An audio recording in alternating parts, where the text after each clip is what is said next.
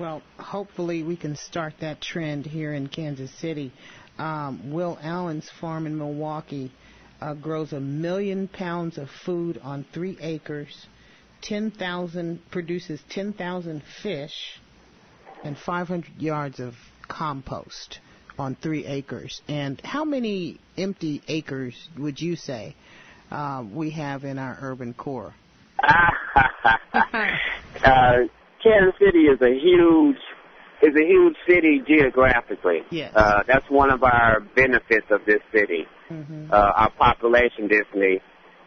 On the east side of Kansas City, according to the Heart of the City plan, yes. And it's online, 24% of the land is unused.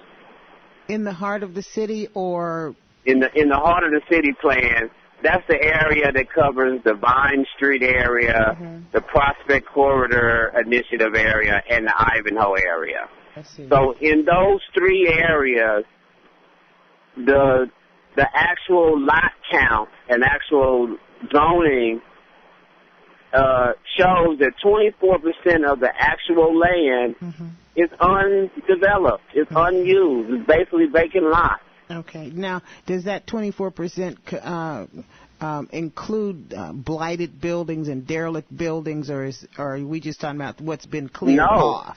No. Okay. So there's more than 24% of the land in the urban core unused. See, when you move from a vacant lot to a lot that has a structure on it, you get out of the agricultural zoning and you get into residential mixed-use zoning. And that's what we just changed the law for last year. So right now the problem that all these investors that thought they were going to turn this ghetto into a gold mine came in and bought all this land, they can't figure out how to develop the property. Because the banks aren't giving the money out unless you have some kind of plan. Okay. They can't figure out how to develop it. But if you actually put an agricultural venture there, you can generate the money to develop the property. Yes, that's true. It wouldn't have to stay agricultural forever. You know. Exactly. What I mean. Exactly. You're right on the dot there. Okay. You have to make a way out of no way. Yeah. Stop using business models that don't work. Talk to us about more on aquaponics and what that actually is. Okay. This part of the show can be real technical. Yeah. Okay. Real technical. Aquaponics is a conjunction of 2 words. It's one was aquaculture, and the other one was hydroponics. And with the hydroponics, it's the same thing as just basically a fish tank, where you have your filter you have to replace, and you have to add your tablets in there for your chlorine, and you just have to prepare the water and keep the fish going. Okay. And throw your fish food in there. That was hydroponics. Okay. No, that was aquaculture, where you're just maintaining a fish tank. Okay. Hydroponics is basically growing plants by dripping this Kool-Aid-like mixture on the roots.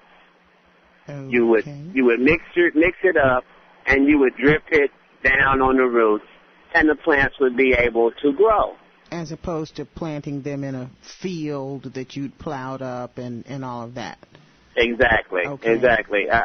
I told you this was going to be technical. When I say the Kool-Aid mixture, that's a very technical term. All right. Cool.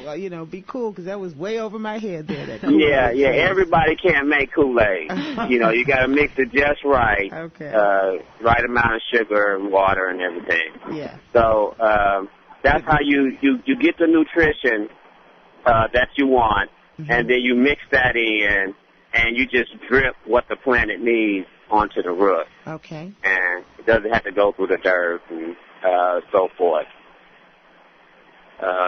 So you take those two systems, the fish tank, and and then the drip method for growing the plant. Mm-hmm. You mix them together, and you come up with aquaponics. Okay.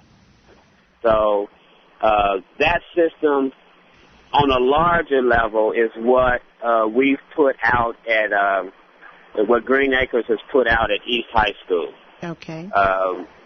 We've got a entire greenhouse full of aquaponics equipment. We're going to be able to. We got 2,000 gallons of capacity in our new system, and another 2,000 gallons in the old system, and we can grow anywhere from 500 to 1,000 fish in each one of our 8 tanks. Now, are you going to be growing tilapia? Because that's what I kept seeing referenced on the Will Allen site, was they were growing tilapia. And yes, why tilapia?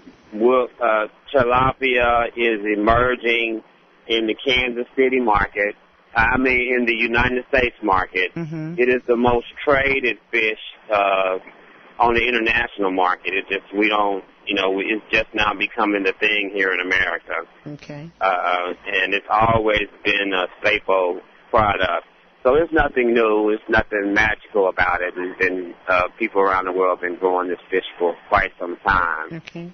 But we're also going to be growing locally grown fish, some bluegills. Okay. And we've started that process already. And how long does it take to produce a crop of fish that's big enough for consumption?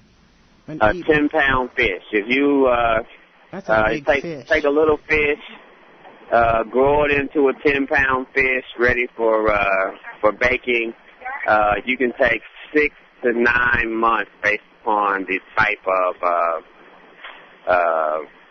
of fish and what you feed the fish. Okay.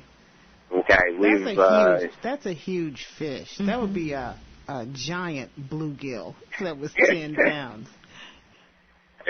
Yeah. Don't make them that big. We'll be popping these bluegills out. Okay. Don't make them that big.